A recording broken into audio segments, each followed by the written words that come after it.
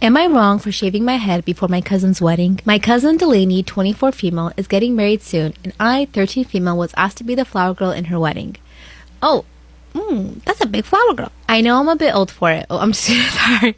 There's no age limit on flower girls. I know I'm a bit old for it, but I'm the youngest girl on that side of the family. Around a month ago, after being asked to be the flower girl, I was diagnosed with anaplastic endymoma, grade 3. I started chemotherapy and my hair started falling out pretty quickly. I called Delaney and asked her what the hell I was supposed to do about my hair, and she told me that it would be fine and to just leave it alone as long as I could. We all knew my hair was probably not going to last till the wedding day, and my brother ordered me a wig online. The wig looked a lot like my actual hair. My hair continued coming out in clumps and was getting extremely tangled and was just really uncomfortable. No one ever told me that losing my hair would be physically painful. Eventually, a couple of days before the bridal shower and rehearsal dinner, they happened to be on the same day, nearly half of my hair had come out. And I was so sick of the hot mess that my hair had become that I just cut off all my hair. The day of the rehearsal dinner, I wore my wig so that Braylon, the family friend that Delaney had asked to be her hairstylist, could figure out how to style it. Delaney walked in as Braylon was showing me how to use wig glue and absolutely lost it. She asked me why I didn't have hair, and I told her I have cancer. I lost my hair. But she kept berating me, and eventually I admitted that I had shaved my head because of how awful my hair looked. She called me a selfish brat and said that I didn't have her permission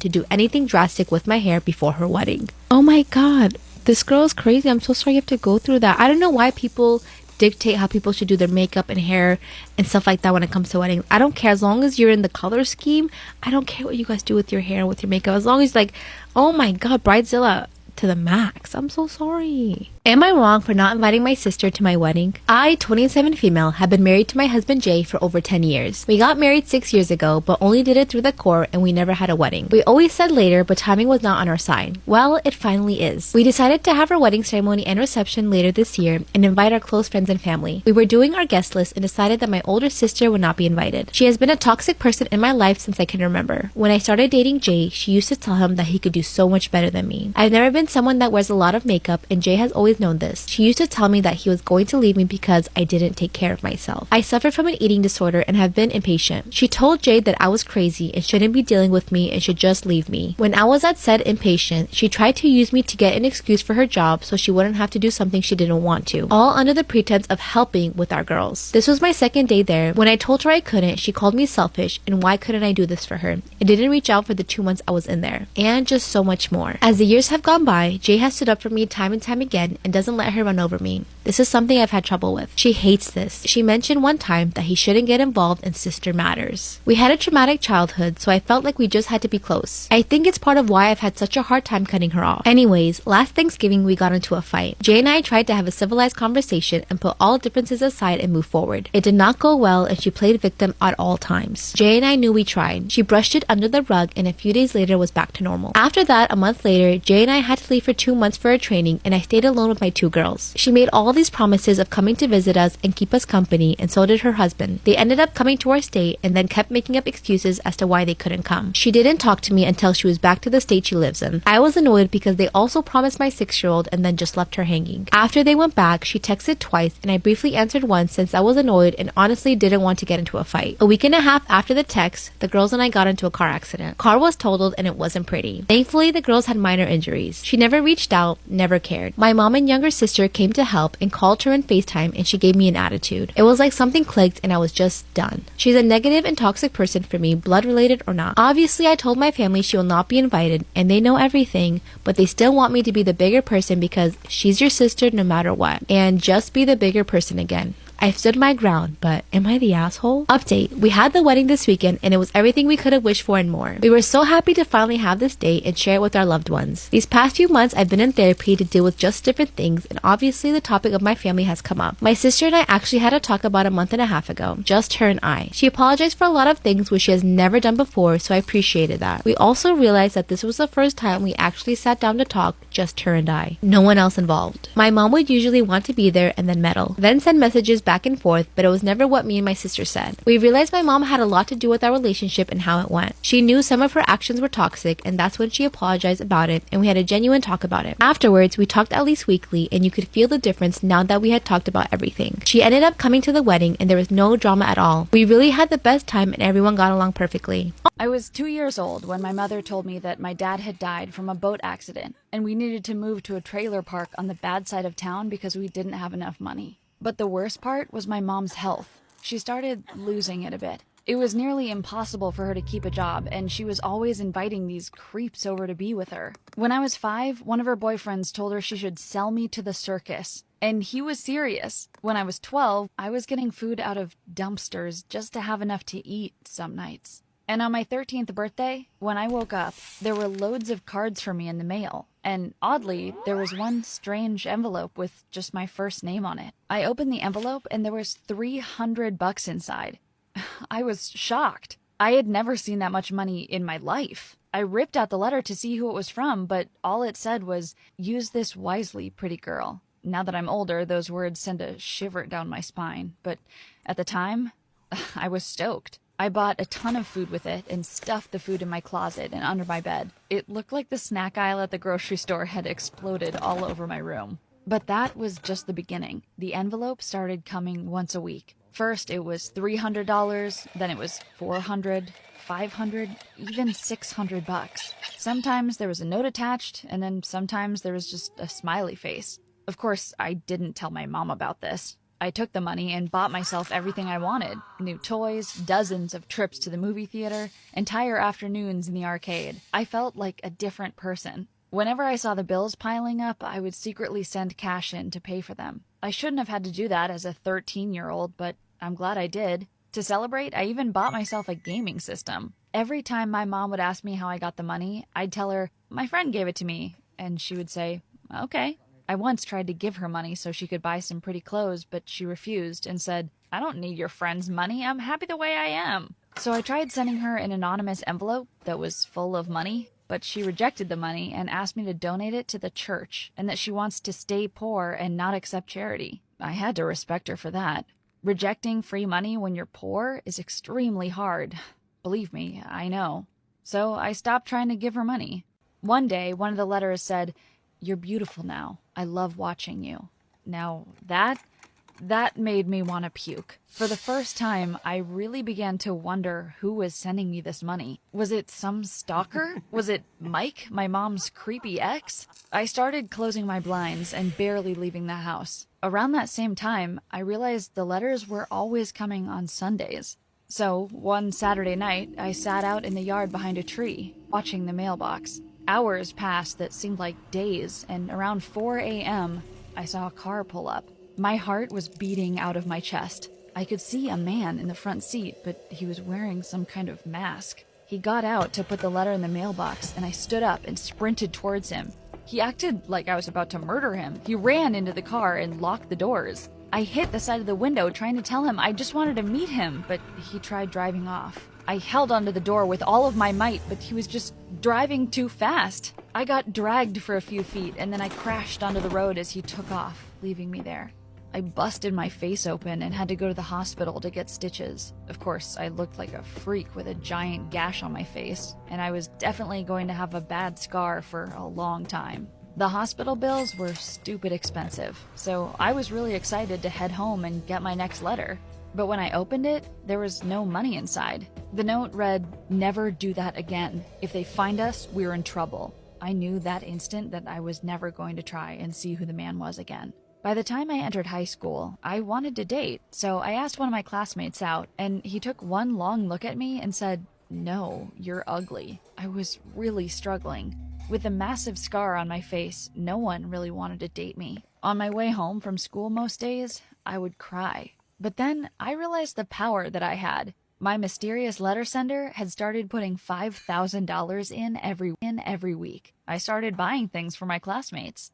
The most popular girl got a new iPhone from me. Some other kids got skateboards, Gucci clothes, and even sneakers worth hundreds of dollars. Suddenly, everybody wanted to be my friend. Even Leo, the hottest boy in school. I had been crushing on him since I was 6, and he was finally giving me the time of day. I bought him watches, hats, golf clubs. I took us out to dinner every single night, and we dined like kings. I was living the dream. Soon, our entire friend group was decked out in nice clothes, and people around the school started asking me for money and things. I wanted people to like me, so I just gave people what they wanted. But that didn't go over too well. One day, during lunch, I got called into the principal's office, in front of everyone. When I got inside, the principal started asking me where I was getting all this money. Even worse, he said, "Your grades aren't good enough to make this kind of money at a job."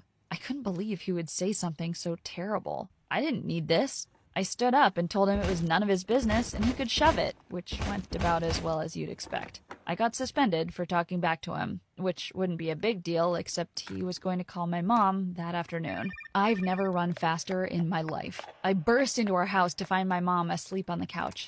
I took her phone from her purse and blocked the school's number, but while I was holding it, she got a text. It read, "You owe me $2,500 or we're going to have a problem." When I scrolled further up to see all the previous messages, I was shocked. Apparently, my mom had been buying illegal goods from some random guy, and he did not seem friendly. So I did what I knew I had to do. I texted him that I'd meet him at a local park and drop off the money. He insisted we do it at night, and I was insanely nervous, but I agreed. I sat in the park in the dark, and a sketchy car drove up. Then a buff guy stepped out and charged over to me. I thought he was going to jump me or something. He stopped and asked why the heck I was there. I handed him the money, my hands shaking, and told him to stop talking to my mom. But he wasn't going down without a fight. He said he was going to talk to whoever he wanted to. Frustrated, I handed him an extra $1,000, and he was shocked. He said he'd stay away, thankfully. Those next few days stuck at home with my mom was a nightmare. I pretended I had a cold so I couldn't go to school. Of course, she had guys over. I was disgusted hearing her make out with them, so I snuck out the window. I ended up spending a lot of my time with Leo. He thought it was super cool I got expelled, and honestly, he made me feel like the coolest person ever. We went to the mall and shopped together every day. When he asked me to be his girlfriend, I was so happy. I posted a picture of us together, but he asked me to take it down because his parents would ground him for having a girlfriend. One day, he showed me a car he really wanted. He said I'd be the greatest girlfriend ever if I bought it for him, and I told him I would. I had thousands and thousands of dollars saved up, so who cared? When I got home that same day, I had a letter, but it wasn't a Sunday, so I was surprised. I was even more surprised when I opened the envelope and it was a huge letter. The letter said that Leo was cheating on me with Rebecca, one of our classmates. My mysterious money sender told me to stop my relationship with him immediately. I felt so grossed out. How long had he been following me? Was he actually watching my every move? For the first time, the reality that some dude had been watching me my whole life started to sink in. But was he right about Leo? I texted Leo to hang out the next day, but he told me he had plans. I immediately went over to Rebecca's house and sat behind a tree, just out of sight. And you know what I saw? Leo and her in the backyard, laying by the pool and making out.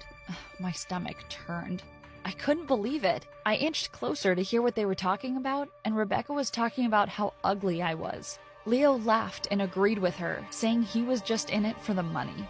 I had never been that mad before in my life. Frustrated, I stormed off and decided I needed to get revenge in the best way possible. The next morning, my suspension from school was officially up. When I pulled up to the school, I felt like $1,000,000 because I was pulling up in the exact car that Leo wanted. He was so stoked at first, thinking it was a surprise for him, so he ran to me and asked for the key. But then I dropped the bomb on him in front of everyone. We're over. This car is a gift for myself because I tolerated you all this time.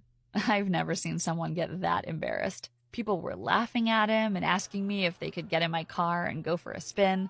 And I deserved all that praise because buying the car was not easy. They were super nervous about taking all cash from a 16-year-old. And I get it, it probably looked a little sketchy, but it was my money, one way or another. Now all I had to worry about was hiding the car from my mom, or so I thought. When I came back from taking the car for a spin, there were police all over the place. They yanked me out of the car and put me in handcuffs. It felt like I was in a nightmare. I asked what this was about, and the cops told me it was for using and distributing counterfeit money. I was spiraling. The money I had been given all those years was fake? Who the heck was sending me it? Were they trying to set me up? I tried to explain through tears on the way to the police station, but they weren't having it.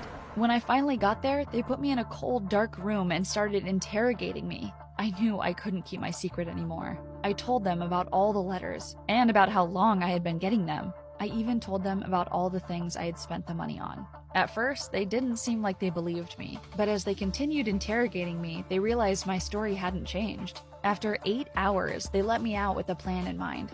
They'd stake out the house on a Sunday, block the road, and catch the person behind this. When I walked out, my mom was standing there. She knew everything now, and she was not happy. When I told her I'd been paying our bills, she looked a bit ashamed. We didn't talk the entire ride home.